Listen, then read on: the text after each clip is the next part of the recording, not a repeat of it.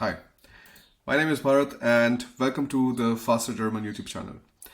In this, I'm going to share with you some of the stories of learning German, strategies, things like that, so that you're also able to actually push through as a learner from your beginner levels to the C1, C2 level, whatever you want to reach.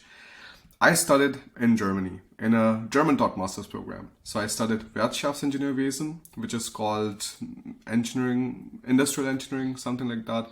Or some people also call it industrial engineering, many different names. But you will have generally the idea that, okay, you are going to be studying somewhat of management and you will also be studying engineering. And the nice thing was that I was doing this in a German taught program. That means the kind of batchmates I had, the kind of experience I had in Germany was very different than what I would have had if I was studying in an English taught program. I learned a lot more things. And for this, of course, I had to learn German. Now, many of you know the story of me learning German, but for those who don't know, I started learning German and got really serious with it towards the last semester of my bachelor's in India. And then it took me around like 5 months, around 5 months to get to the B2 level. And then I did another 1 month and I was reaching the C1.1 level. And I think in 2 months I would have finished the C1 level 2. So that's why the thing that many people are scared about, that you will not be able to learn German after years and years of practice, that's all completely nonsense, because these are people generally who are not serious in learning language at all. They're doing it as a hobby. Maybe they are not really having things at stake. When you know you have things at stake, you're going to behave very differently when you have to learn something versus when you're just doing it as a hobby. For me, I had to learn the language because my marks in my BTech were not good enough, in my bachelor studies were not good enough in order for me to get a master's program in Germany. So I went for a German taught program and I've had a very, very nice experience so far. Wrote the TestAF exam. I got 17 points in TestAF at that time. And then afterwards, my entire studies, my 2 years of studies, 3 years of studies actually, because first year I studied Bauingenieurwesen, which was civil engineering. I shifted to Wirtschaftsingenieurwesen. And these 3 years of studies were all in German. And what happens is, once you are done with a German taught program in any German university, you are given the level of C2 because you have cleared exams, you have given presentations, you have done group work, things like that. And never again in your life you will ever have to show a German proficiency certificate. And that's fortunately the situation with me, that I never have to show my German proficiency certificate again, because if you have studied in a German taught program in any of the German universities, that is the benefit that you get in the end. What do I want to do in this video?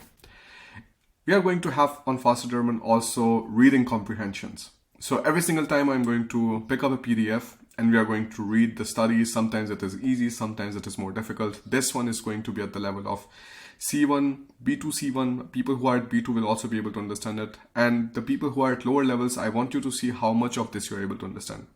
So how we want to proceed is, I have the link for this PDF in the description. You download, you try to read the first page yourself. If you don't understand it, or like see how much you understand, and then afterwards you see the video. All right. So I want to start with the video, and the video is very interesting. I'm going to also like talk about some of the grammar things, whatever we are seeing in the text so far.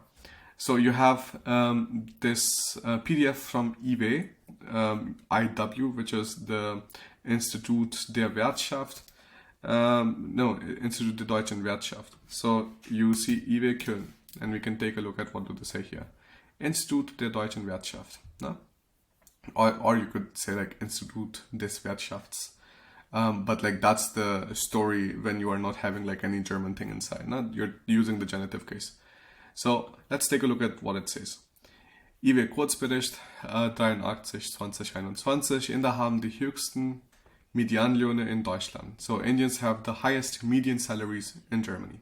Very important to be very careful with the vocabulary. So we are not talking about the average, but we are talking about the median. Average would be Durchschnitt. So average. So you're just like taking all the numbers, putting the number of readings you have at the bottom, and then you have an average. But median is the maximum number of particular readings. So this gives you the best idea that, okay, like this type of number of salary, for example, here is what most of the people in the observations are getting. So we are going to try to do the first page in this one and then we will see how far we come. Seit 2012 hat die qualifizierte Zuwanderung aus Drittstaaten stark zur Fachkräftesicherung in den akademischen Berufen beigetragen. So it says like from 2012, strong strong migration or the migration of qualified people from third world countries resulted in security of any kind of worker shortage that Germany was having. In der Folge ist zu beobachten, so as a consequence, in der Folge ist zu beobachten, dass der Median-Monatslohn von allen in Vollzeit sozialversicherungspflichtig Beschäftigten ändern in Deutschland mit 4.824 Euro, fast 1.300 Euro über dem entsprechenden Medianwert der Deutschen in Höhe von 3.541 Euro liegt. Okay, so why are you using the word fast here?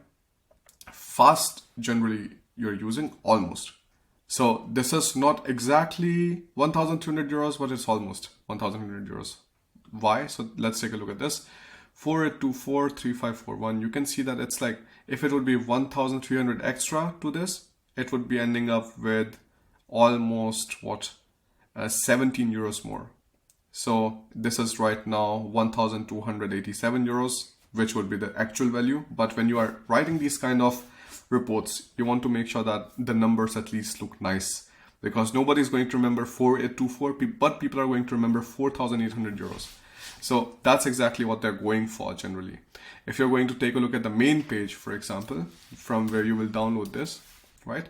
You'll take a look at the main page, and there here also they have not mentioned 4824, because when they're writing reports and they're writing the abstracts, they want to make the numbers more visible for everybody. And here you see also for Germans, they have mentioned 3,500 and they have not mentioned the 3,541 number, right?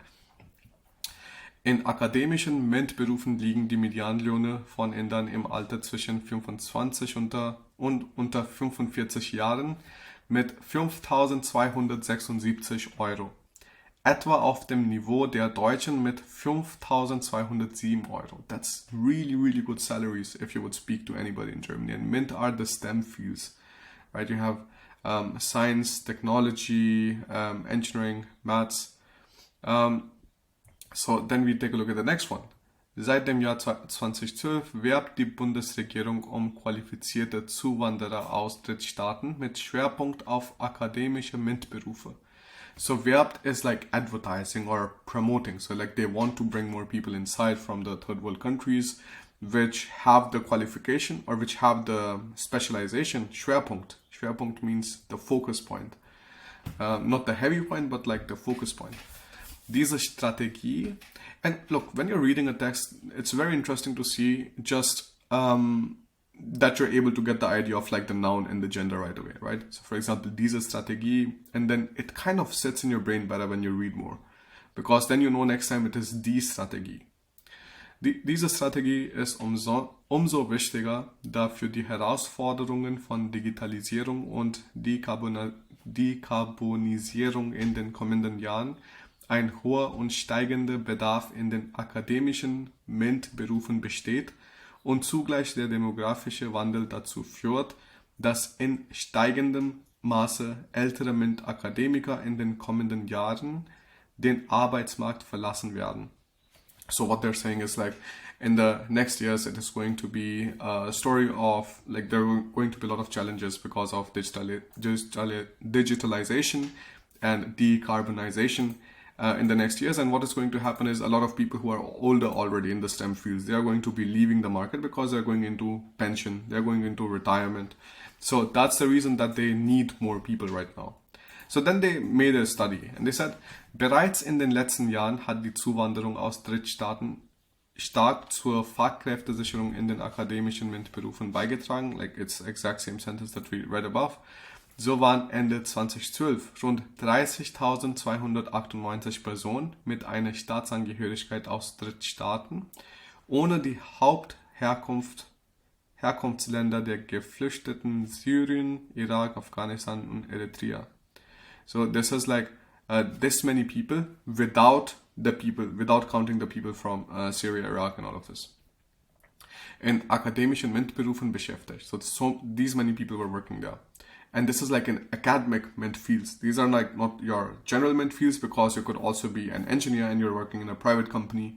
So then you're not counted inside this. They're purely talking about essentially research centers, universities, things like that.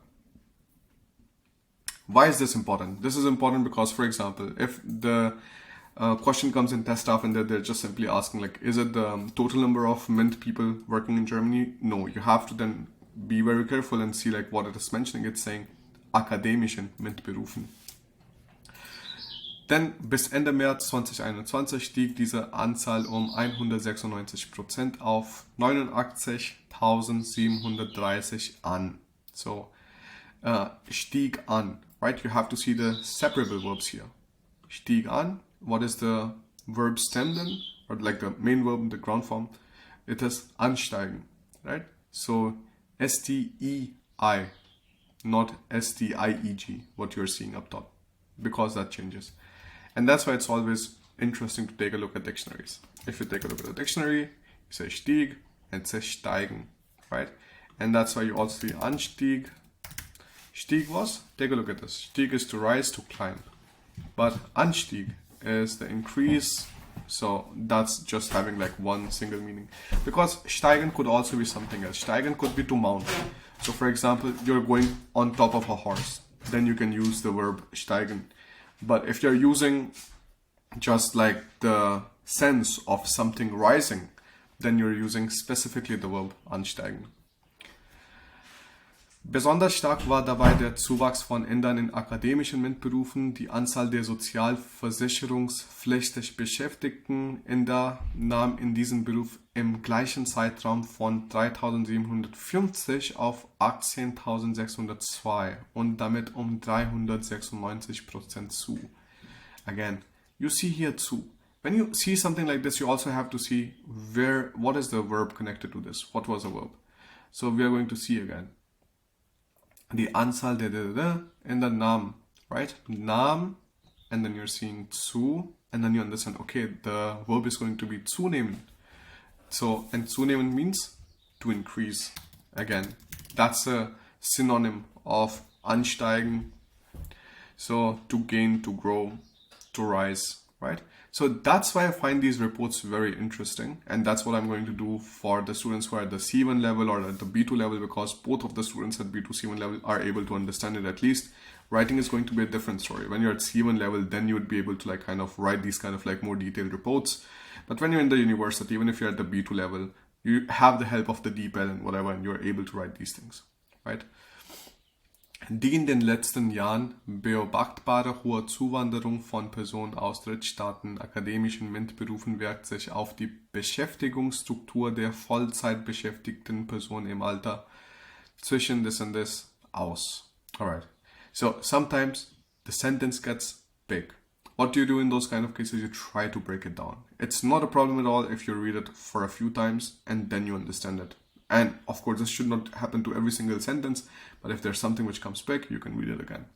And another interesting thing is like how it just rose to like 400%. This is absolutely crazy. So from 2012 to 2021, 400% increase of Indians working in academic fields in Germany. Let's see here. Die in den letzten Jahren beobachtbare hohe Zuwanderung von Personen aus Drittstaaten akademischen MINT-Berufen. Okay, this much is understand. So we are going to see what it is going to point towards. This is called a Verweiswort. So it is generally pointing towards something in the front of the text which is going to come.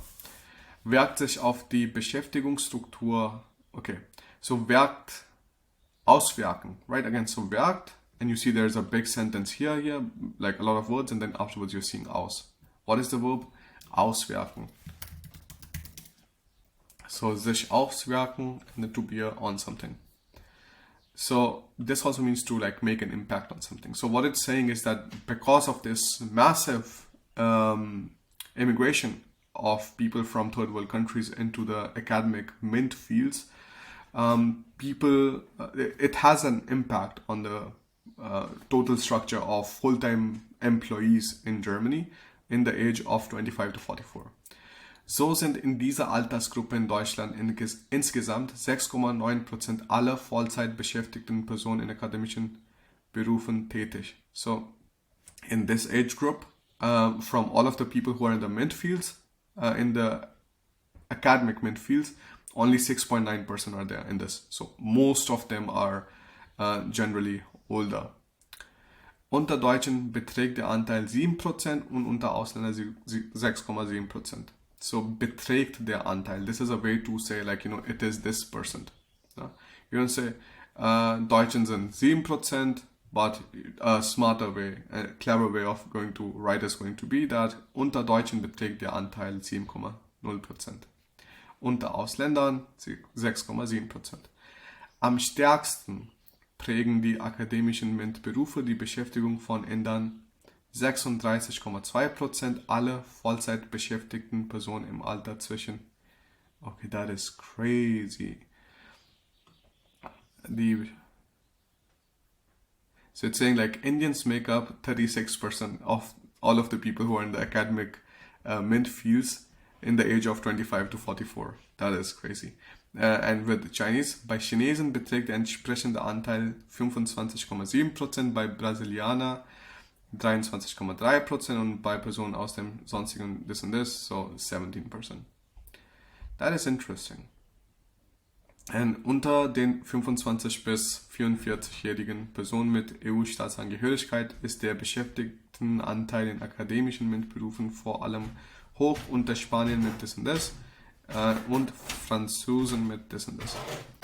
This is interesting because you would not be able to like get all of these kind of details if you're reading any kind of like standard text, and when you'd be seeing any kind of like test of exam or C1 exam, C2 exam, many times they will end up giving you a report in these levels. At the lower levels, B1 and stuff, absolutely nobody cares. Even at B2, like you will not get a report, but like at the higher levels, like you would start seeing some kind of reports in the reading comprehensions.